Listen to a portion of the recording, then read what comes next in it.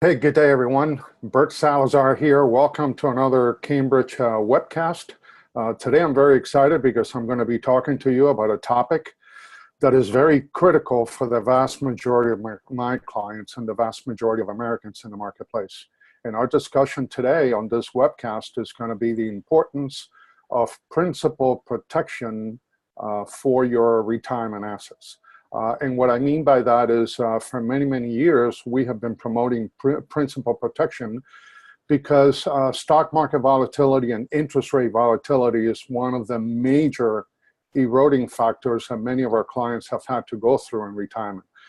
In our firm, we have a lot of clients that are already in retirement. Some of them have been in retirement for at least 10 years.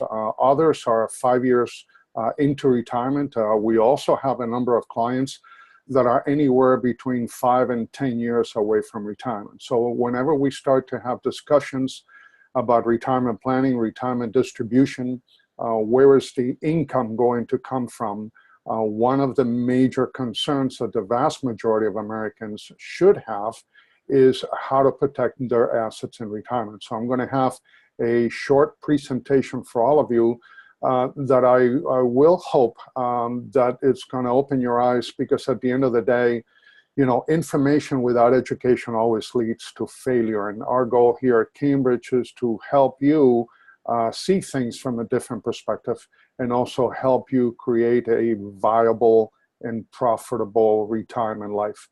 So with that being said, let me go ahead and share my screen with you, so all of you can see the presentation, and you should be seeing it very, very soon.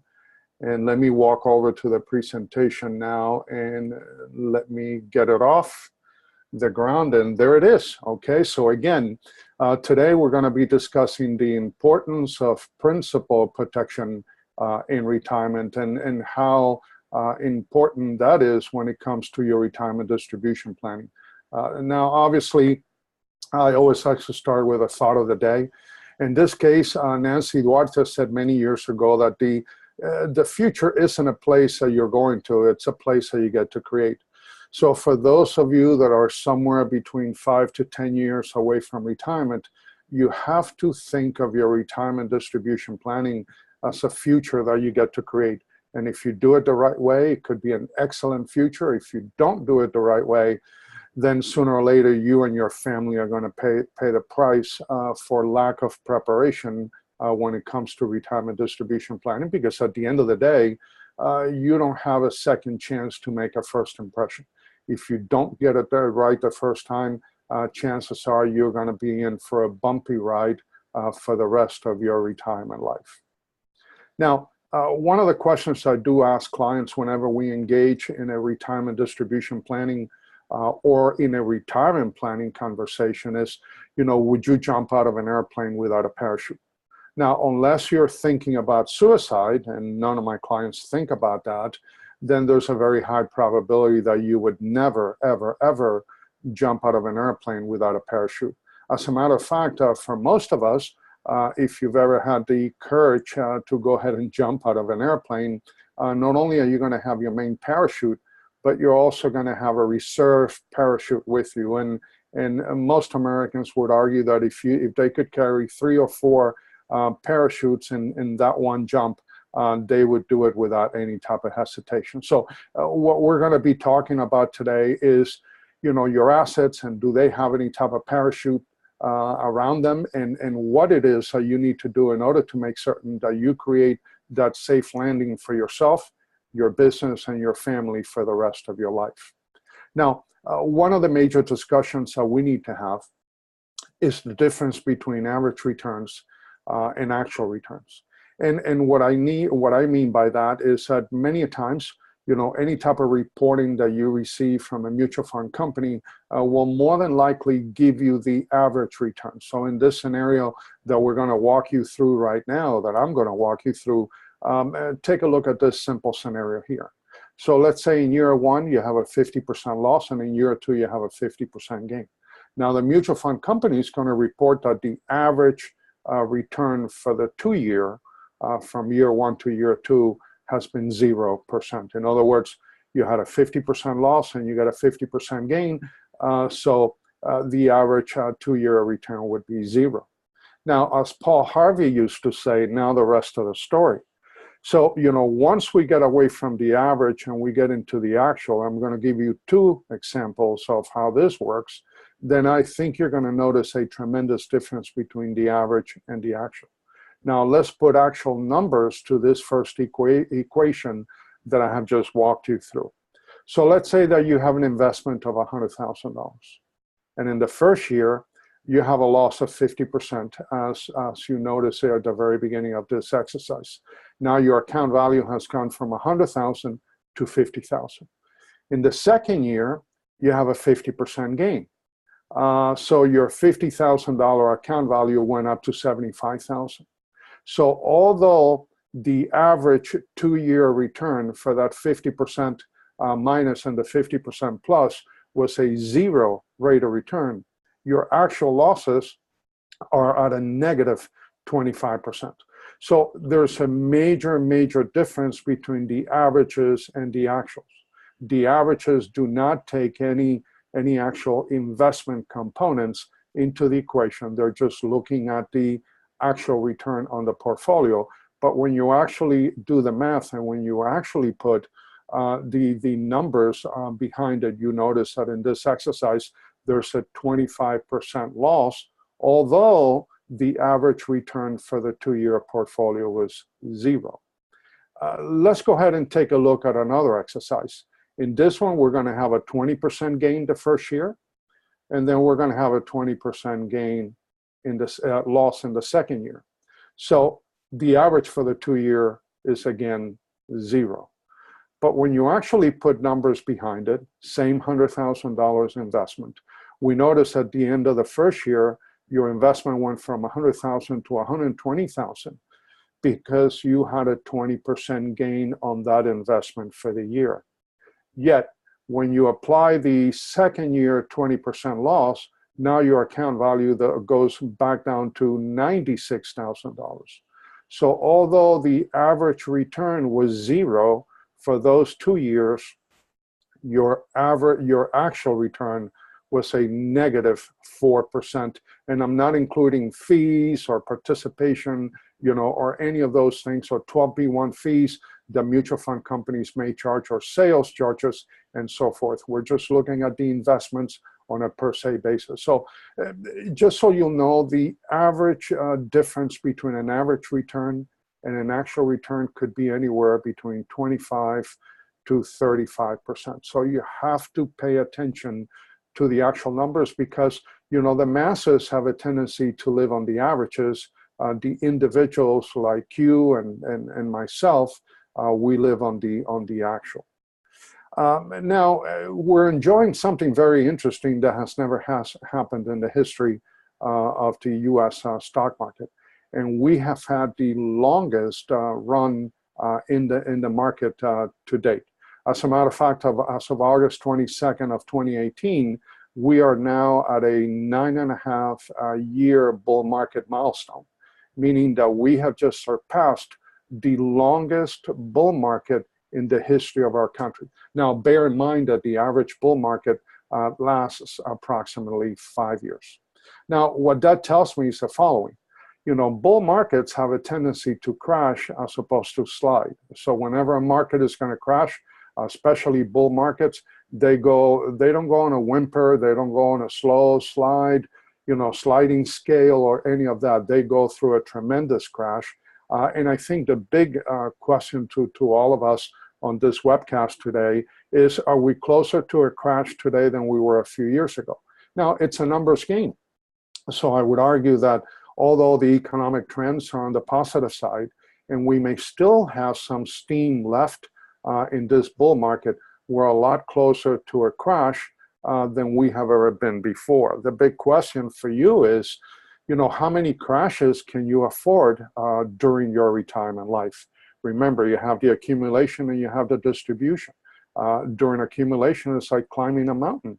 When you get to the summit, that's when you reach a retirement age. And then when you start to come down the mountain, that's your distribution portion of your retirement life. Now, just so you know, in Mount Everest, over 70% of all the people that have actually died on Mount Everest did not die on the way up.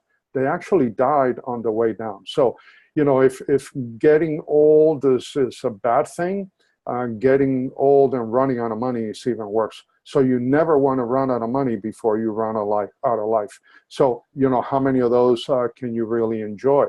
Now, the other question is, well, how long is the next crash going to last?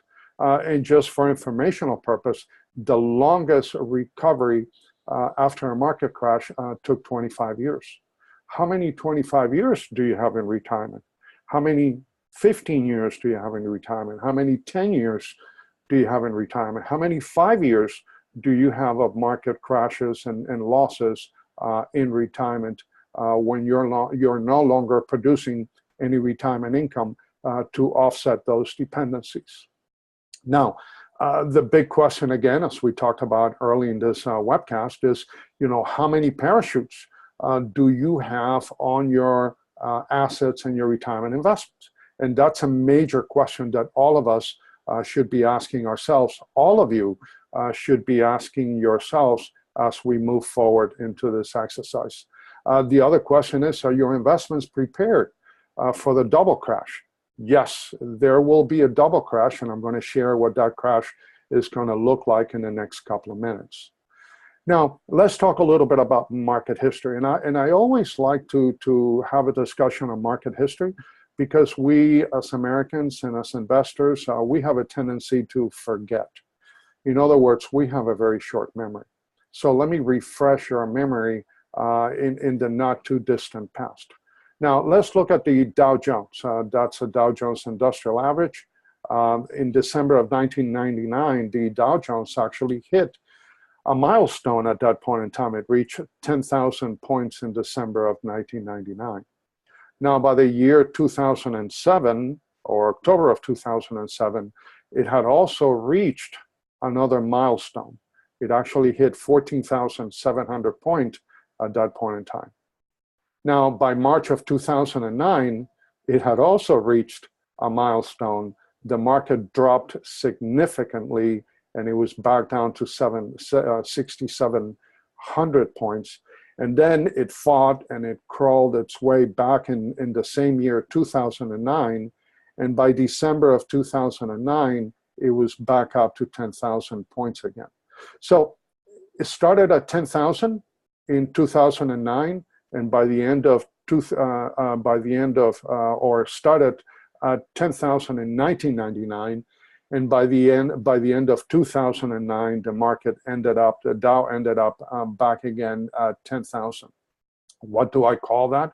Well, I pretty much call it the decade of nothing. Can you imagine if you would have been in retirement between 1999 and 2009?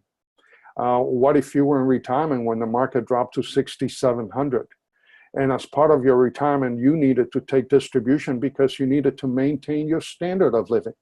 So you were seeing your account values dropping, and yet you had no parachute, and you still had to continue to take income out of that market while it was dropping.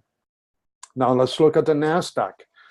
That was another major one that did some incredible things back in the day. So in 2000, actually March of 2000, the NASDAQ hit a milestone. It hit 5,000 points for the first time in history. Yet by March of 2015, almost to the day, 15 years later, a decade and a half later, the NASDAQ was again at 5,000 points. So it actually went through a 15-year hiatus. Can you imagine if you had a percentage of your assets in the NASDAQ? And by the way, back in the 90s and the early 2000s, the vast majority of Americans that were investing at that point in time, whether they was in traditional investments like mutual funds, stocks, bonds, or IRAs and 401ks. If you owned a 401k, all of a sudden your 401k didn't look like a 401k anymore. It looked more like a 201k because of the losses associated with it.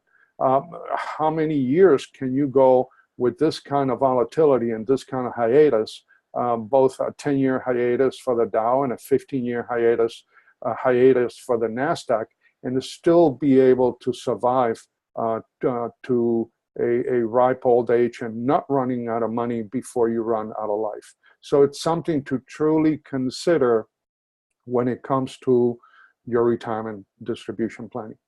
And the reason why we're going to talk a little bit about sequencing of returns is that you're going to realize that, you know, market volatility and interest rate volatility and sequencing of returns is obviously one of the major eroding factors, and there are 10 of them. We're not going to go into all 10. We're just going to talk about these because these are the major eroding factors that are going to have a tremendous and negative impact on your retirement distribution plan. And now, obviously, the sequencing of returns is not going to have much of an impact if you invest some money and you don't put any money on an ongoing basis and you don't take any money out and you hang on to that money for a number of years, obviously for the long term, 10, 15, 20 years, 25 years down the line. So it's going to have some fluctuations, but if you allow that account value to recover, chances are you're going to do okay.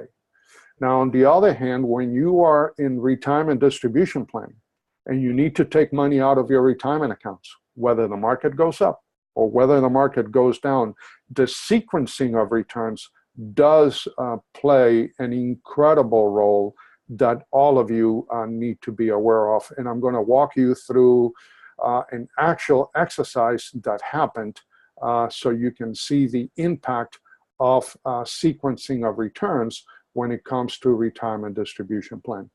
So let's talk about the accumulation stage of your life. And that is those years before retirement. You know, you're putting money away into your traditional 401ks, IRAs, you're investing money, you know, outside of those vehicles into traditional mutual funds.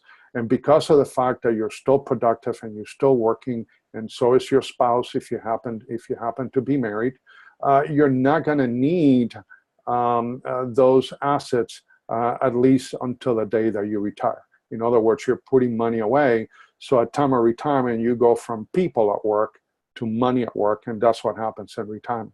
So in this exercise that I'm going to share with you, obviously what's critically important, the annualized rates of returns, the average rates of returns, asset allocation becomes an important role as well, and then staying invested becomes the most critical role at this point in time. This investor put $100,000 25 years ago, and let's see what actually happened. Well, I'm going to share with you two portfolios. I'm going to share with you portfolio A on the left-hand side of your screen, and then I'm going to share with you portfolio B. If you notice, a client made a $100,000 investment 25 years ago at the age of 40. So notice that in the portfolio on the left-hand side, the first 3 years were losses. And by the way, this is a portfolio that actually happened in the marketplace. Notice that at the end of 25 years on that same portfolio, the account value is just north of $684,000, and the average rate of return for the portfolio is 8%. Now, in the second portfolio, portfolio B, the only thing that we did there is we inverted the first 3 years of losses on the portfolio A, and we put those losses at the end of the last 3 years of the 25-year period in portfolio B, as you can see there on the right. Notice that both portfolio A and portfolio B, whether the losses occurred at the very beginning or the losses occurred at the very end, they end up at the same place, $684,000, just to round off the account value. And the average rate of return for the two portfolios, portfolio A and portfolio B, was 8%. So life is good. Now these clients are, or this client is going to get to age 65. He or she is going to retire. And at age 66, he or she is going to start to receiving income distribution out of these $684,000 moving forward into the future. Now, the distribution rate that we chose for this client is they're going to be taking a 5% distribution rate every single year in retirement, which is not a lot of money. It's $30-some-odd thousand that the client is going to use in order to help with their Social Security benefits, and if they have a small pension, so they need to maintain their standard of living. Now, when it comes to the distribution stage, what are the things that are critically important? Remember, the rules of engagement totally change when you go from accumulation to distribution. So during the distribution years, the sequencing of returns are going to play a major role. Product allocation is going to play an extremely important role. And last but not least, and perhaps the most important of them all, would be portfolio protection. And in this exercise, now we look at the same portfolio A and portfolio B. Please notice at the very bottom that the rate of return through retirement remains the same at 8%. But notice the big difference between portfolio A and portfolio B. Notice that portfolio A, because it suffered the first 3 years of portfolio distribution at losses, the actual investor and or retiree ran out of money at age 82. So that portfolio only lasted 15 years in retirement. Houston, we have a problem. Remember I said at the very beginning of this presentation that you needed to protect yourself and be ready for the double crash? Well, the double crash has just occurred. Why? Because the market dropped, as you can see there, 12, 21, and 14% in the first 3 years of the portfolio distribution, which actually did happen. But on top of that, the investor and the retiree compounded the problem because he or she needed to take that 5% distribution to mitigate and be able to meet their needs and their standard of living.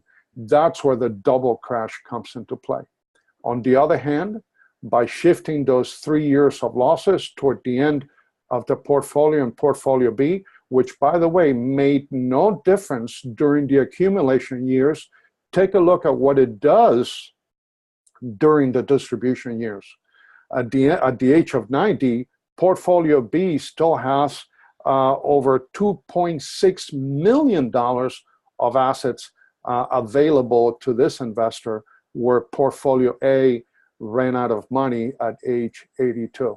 And that is a major difference why the compounding effect of losses on a given year and your inability to mitigate those losses while you're still taking distribution out of your account to meet your retirement needs are so critically important in retirement. Now, I always like to bring back history because many of us have a tendency to forget, as I have always stated. Look at all those companies that were major companies, and there were failures in 2008. By the way, that's only been 10 years ago.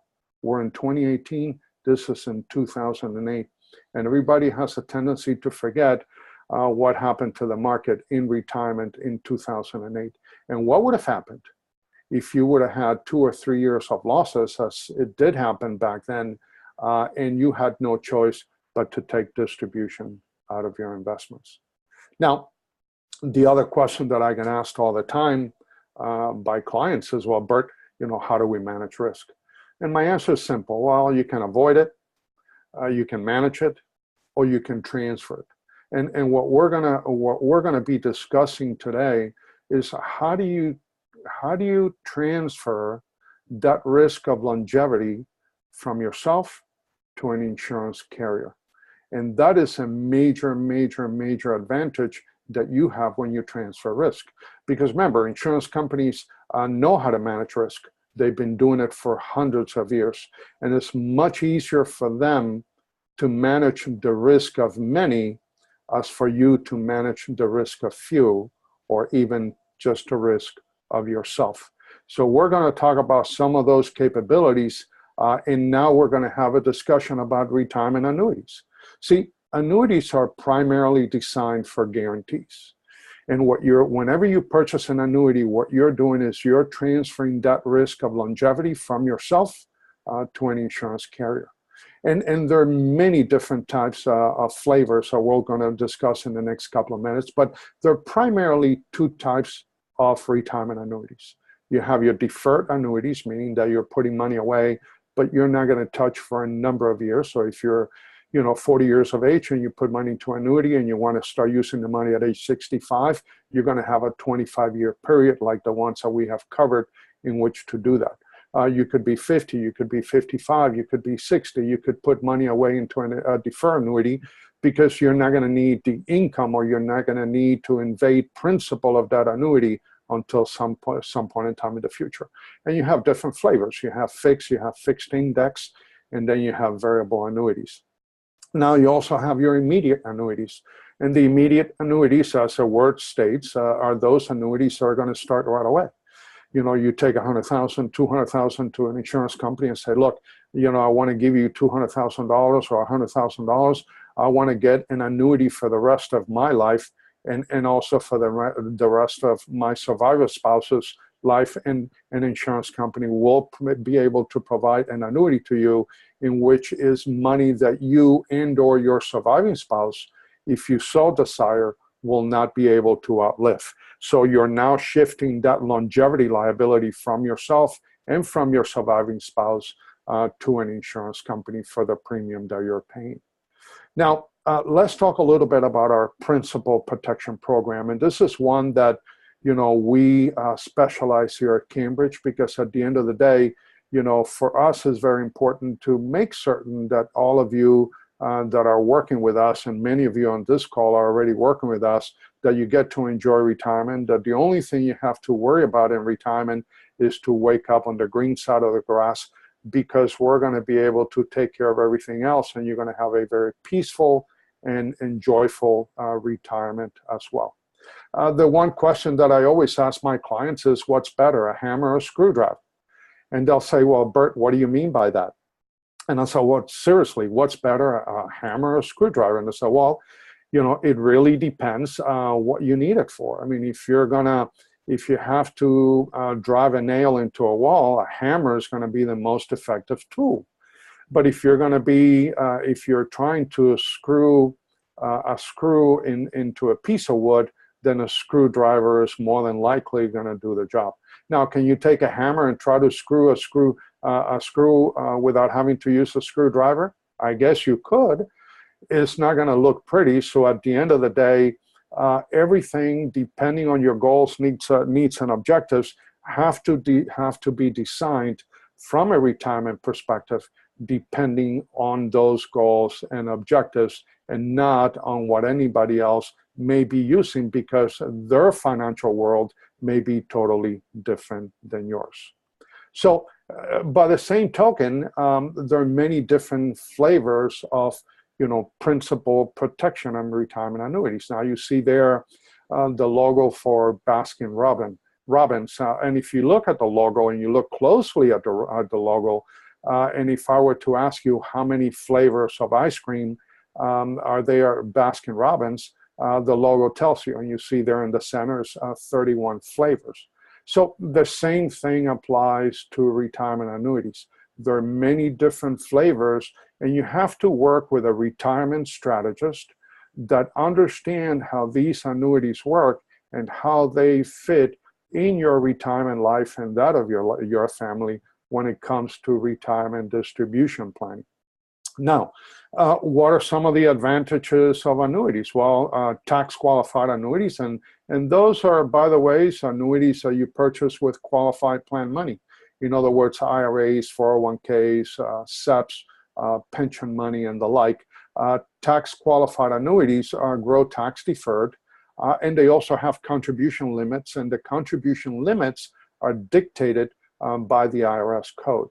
Now, non-qualified annuities are annuities that you purchase with, after-tax dollars. So let's say you have a $200,000 in a traditional mutual fund account, and now you want to create an annuity for yourself and your family, or you want to take advantage of some of those features and benefits that only annuities can offer, then when you put that money into a non-qualified annuity, the money that you invested is after-tax dollars.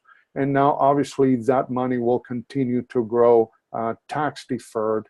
By the way, non-qualified annuities, because they're not creatures of the IRS code or are not mandated by the IRS code, have no contribution limit. So you can put any amounts that you wish and desire to put into a non-qualified annuity. That is not the case for a tax-qualified annuity, as we have just talked about. Now, tax-qualified annuities have IRS penalties. You know, the same thing that you would find in a 401k or in an IRA.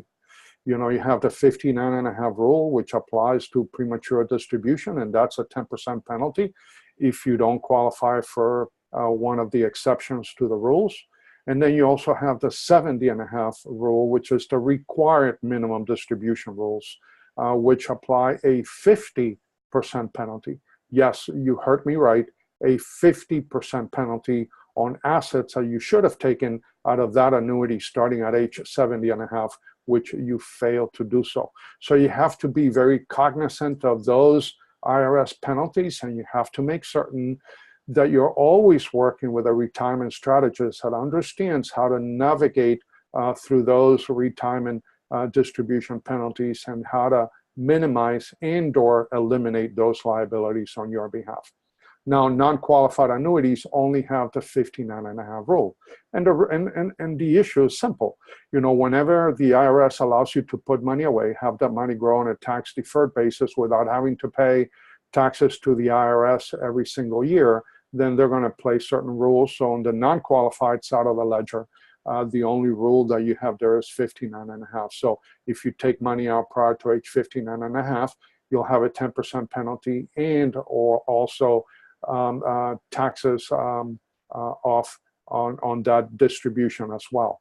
Now, you don't have the post-retirement or the required minimum distribution of 50% rule there, so you can allow that money to stay there past the age of 70.5, growing on a tax deferred, and now you control the distribution, not the IRS. Now, cashing out, there is a number of ways that you can cash out. You can take a lump sum distribution, or you can take some this year, not the next year, some the following year. You can do lump sum payments. You can do guaranteed payments for life. You can do guaranteed payments for a specific period. You can do survivor benefits. So annuities give you the flexibility because of the fact they're primarily designed for retirement distribution planning. They do give you a tremendous amount of flexibility, while in many ways you can actually choose to transfer that longevity risk and liability from yourself to that company that you purchased the annuity from. Now, annuities complement Social Security and pensions. As a matter of fact, Social Security income is an annuity. Guaranteed pension income is an annuity. So if you work for, for the public sector and you have a guaranteed pension, or you work in the private sector for a major Fortune 500 company that offers some kind of a pension, those pension benefits are a guaranteed annuity coming to you for the rest of your life and or the rest of your life and that of your surviving spouse. And then obviously you can design it accordingly. And most annuities have asset protection. I know in the state of Florida, they have total asset protection. Now, certain states make sure that depending on where you live, that you look at the credit protection for the state that you live in and what the impact would have on that on your retirement assets. Now, what are some of the tax benefits of annuities? Well, obviously, the annuities grow tax deferred. Also, tax qualified annuities are taxed at time of distribution. They're going to be taxed on the contribution and distribution as well, because remember, those are IRAs, 401ks, or SEPs, where the money that you put in was pre-tax and then the money grew tax deferred. So when you pull the money out, you have to pay taxes on the whole thing. Non-qualified annuities are taxed on the growth because remember, the money that you put in was already taxed. so you're only paying on the growth of that investment. All annuity income is going to be taxed at ordinary rates as opposed to capital gains, except for a Roth IRA, which would be, or a Roth annuity, which be tax-free distribution under the IRS code. Now, what are some of the disadvantages of annuities? I always like to give you the good, the bad, and the ugly. But the key about the disadvantages of annuities is you have the ability to manage them according to your goals, needs, and objectives. So first you have surrender charges. You also have surrender periods. Now, depending on what you're trying to do and how far you are from retirement, you can set them up where you have a 5-year, a 7-year, a 10-year, a 14-year surrender period. The longer the surrender period, the more benefits you may get at time of retirement. So I have clients of mine that are in their 50s are investing in these annuities, and we create a laddering effect for them. So we put monies like for a 10-year annuity and a 14-year annuity. As they get closer to retirement, we may have a portion of their investments in annuities into a 5-year annuity, then a 7-year, then a 10-year, then a 14-year.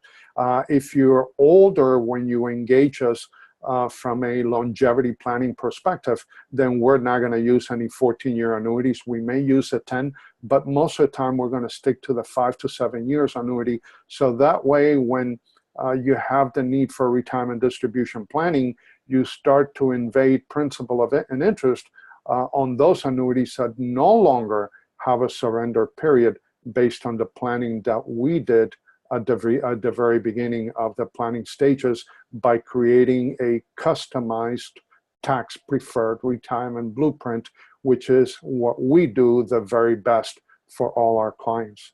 And you also, some annuities have annual participation rates and or fees. And so we have the ability to manage them accordingly. Now, the big question that I ask all my clients whenever we engage in a conversation regarding annuity planning is, well, can you have your cake and eat it too? And I'm going to share an exercise because if you see there at the center, FIA is a fixed index annuity. And we use it quite often at Cambridge because of the major advantages that it offers all of our clients when it comes to retirement distribution planning. And here's a question. What if you have the ability to put money away for retirement in which you have growth potential, so the money can grow, based on what the market may be doing, that your principal is protected, so if the market goes up, you make money, but if the market goes down, you don't lose money, that there are no rider fees associated, so you don't have to pay all the major expenses that you would in certain annuities like variable annuities and so forth that are very, very expensive. By the way, we at Cambridge do not sell and or market variable annuities. What if these types of investments also were to provide long-term care protection? Remember, people are living a lot longer today than they ever did before, but it doesn't mean they're going to be any healthier. As a matter of fact, there's a very high probability that the vast majority of you on this call are going to have some kind of a long-term care need at this point in time. Well, these annuities, these fixed index annuities, are designed not only to give you that growth, depending on market conditions, they also protect your downside, protect your principal. They have no rider fees, and they also provide long-term care benefit protection, and then obviously income benefits that are so important and so critical in retirement. So if you could have your cake and eat it too, wouldn't that be the best of all worlds for you and your family? And it would give you the ability to maximize your income in retirement while minimizing or decimating all potential losses or the risks associated with those potential losses in retirement. Now, there are many flavors of fixed index annuities. We're experts in determining which is the best flavor for each individual client depending on their goals and objectives. And many times we use multiple products in order to put together an annuity portfolio for the betterment of those clients and obviously their families and their beneficiaries. Now, the reason why I want to talk about, Blackjack in Vegas is that what these fixed index annuities do is actually very, very interesting. Now, I've been in Vegas many, many a times because I lived in Southern California for many years, so it was only, a 3.5-hour drive to Vegas. And if I would go to Vegas with my wife and my children, although they were not allowed to enter the casinos, but if we brought a babysitter or something, my wife and I would go and play a little bit. We're not gamblers. We just enjoy playing from time to time. But, Blackjack is a game that I always enjoy playing. And, when you play Blackjack at any casino, especially in Vegas, there are only 3 possible outcomes. You can either win, you can lose, or you can push. And basically push means that you actually tied the dealer at a game. So therefore you didn't win, but you didn't lose. So you allow the money to ride for the next game. But what if you sat at a blackjack table and before you started to play, the dealer said, guys, I'm changing the rules of engagement for this table. And the rules of engagement moving forward, instead of you having 3 outcomes, which are win, lose, or push, now there are only going to be 2 rules of engagement. And the rules of engagement will be win or push. Now, here's a question I would ask all of you. Whether you play blackjack or you have ever played blackjack or you're an expert in playing blackjack, how long will you stay at that table? Now, if you were to ask me how long I would stay at that table, I would want to stay at that table for the rest of my life, at least for the next 10 years. Why? Because I can never lose. I can either win or tie. So I'm going to play as many hands as I possibly can, because every time I win is a plus for me. And the worst that I could ever do is push or tie or 0 in my portfolio. So 0 should be your next hero when it comes to your retirement distribution planning. And that is one of the features and benefits that fixed index annuities provide to you as a retiree. You can win or you can push, but you cannot lose. So it's something to seriously consider as a portion of your retirement distribution planning. And the one question that you need to ask yourself is, what percentage of your retirement distribution assets would you like to put or tie a parachute around? And those are the things that are going to be very critical for you and your family in retirement. Now, how are fees applied? This is another big question that is very critical. And there's a big difference between traditional fees of mutual funds and fees into fixed index annuities. Now, in traditional mutual funds, the average fees are going to run you anywhere between 1% and 2%, probably closer to the 2% mark. The fees are charged every year, and they're charged on gains or losses, and the fees are charged on the entire account. So if you have a $500,000 portfolio, you're going to pay fees whether the portfolio made money or not, and you're going to pay fees on the entire $500,000 portfolio, or if it made more money on the entire thing, or if it lost a little bit of money on the entire thing as well.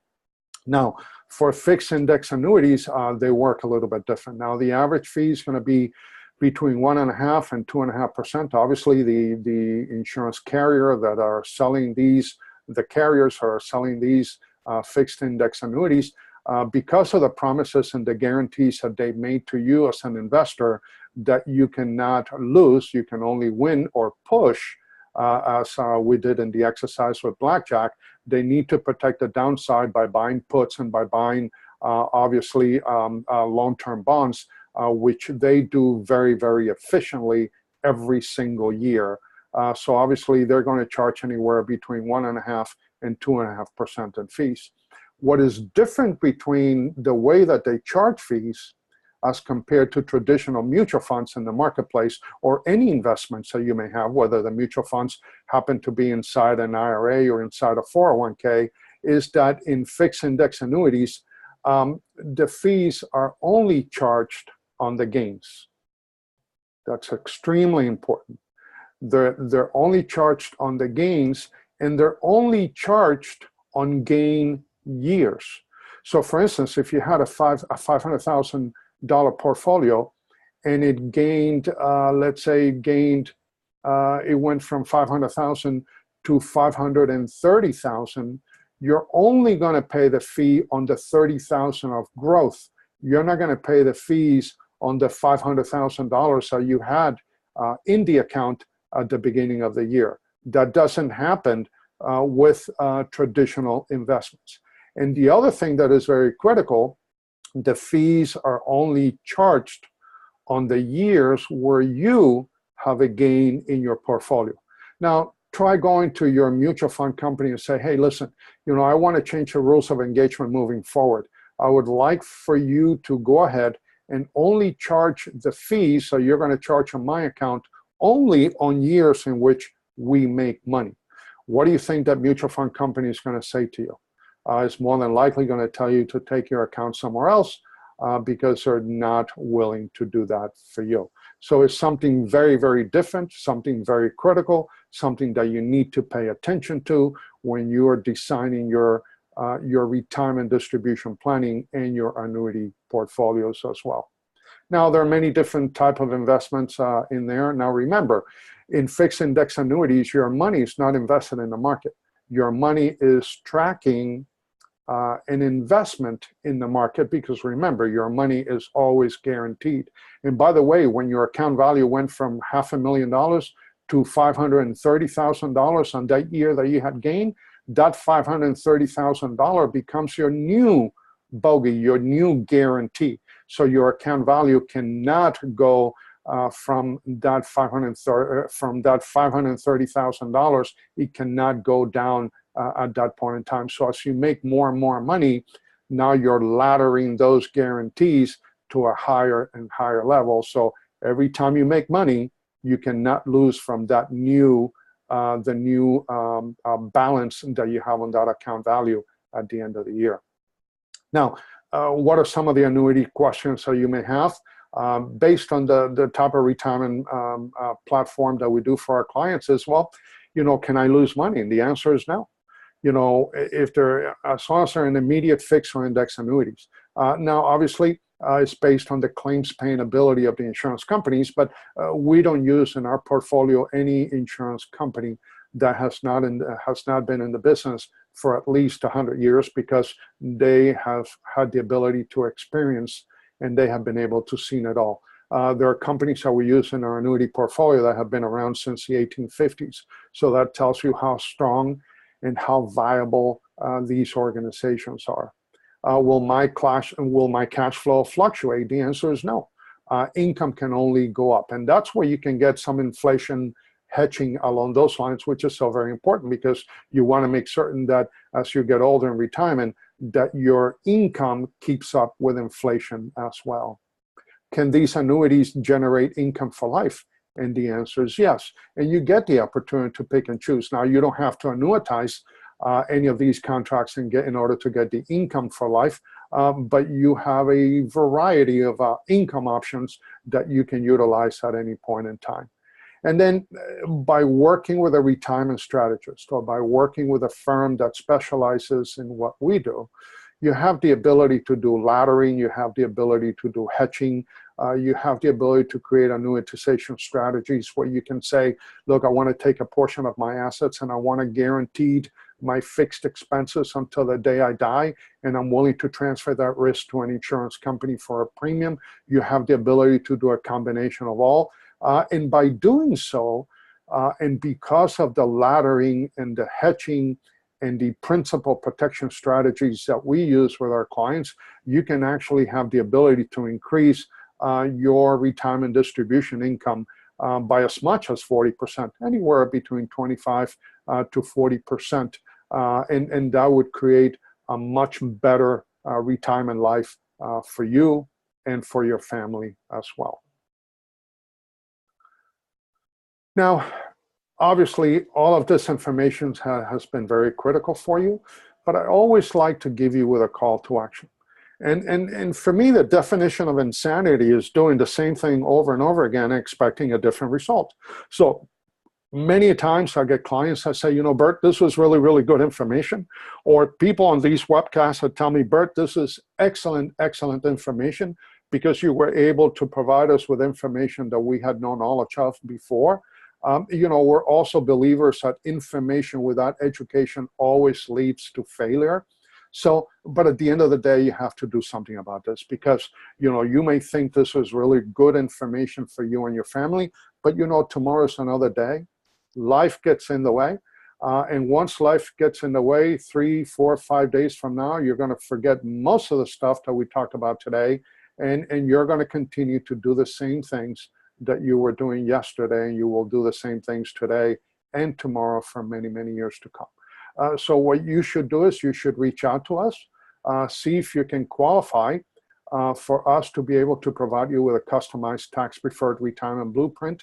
When we do tax-preferred retirement blueprint for our clients, we take the whole spectrum of retirement distribution family for you and your family. Not only do we take a look at your assets, we take a look at the risk associated with those assets, where they're invested today. We do cash flow analysis, you know, how much income are you going to need in retirement? We do inflation analysis. We do Medicare analysis because people don't understand that, you know, Medicare costs or healthcare costs is going to be very, very high in retirement. And how can you guarantee and offset that? We also provide you with Social Security distribution planning, and we actually do Social Security exercises for you to help you determine the best possible time for you and your spouse, if you happen to be married and filing jointly, should apply for Social Security benefits. We're also going to provide you with the ability to not pay federal income taxes on your Social Security benefit distributions. Yes, you heard me right. Most Americans are going to pay taxes on Social Security benefits, and they always thought that Social Security benefits would be tax-free. So that our customized tax-preferred retirement blueprint is earmarked and geared toward clients that are very, very important and clients that are very keen in resolving their retirement distribution. And we do this for those of you that happen to be on these webcasts at no cost or obligation to you. So what I would recommend is to schedule a 30-minute video conference similar to what we're doing today. Again, no cost or obligation. And you can reach me or you can reach us. Our main office number is 786-766-1042. You can also email me at Bert, B-E-R-T, .Salazar, S-A-L-A-Z-A-R, at cambridgefpllc.com. You can also email me at Bert, B-E-R-T, at bertsalazar.com. And you also have the ability, obviously, to check our website. You can visit www.cambridgefpllc.com, and you can get more information as to the type of work that we do.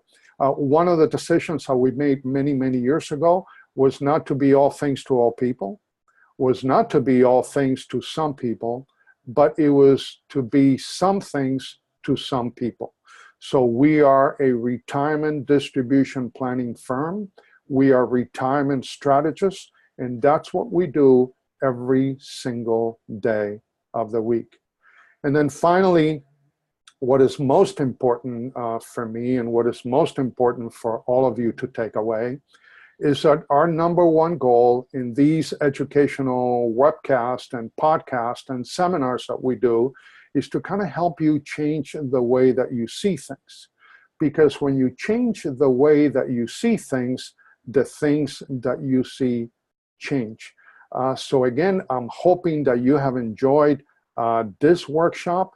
Hopefully the information that I have provided has been very, very suitable for all of you. Let me go ahead and stop sharing my screen at this point in time.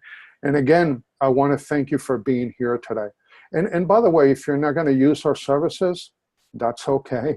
You know, we have a lot of clients that we do business with, but please make certain that you visit with someone that specializes in retirement strategies. And if you visit with somebody that specializes in retirement strategies, chances are you're going to do very well for yourself, your business, and your family. We here do tax planning, we do provide accounting services, and then we provide retirement strategies for all of those clients that are in need of retirement distribution planning when it comes to their retirement assets. So again, thank you so very much for joining us today. I hope this has been very helpful to all of you, and you have a great day.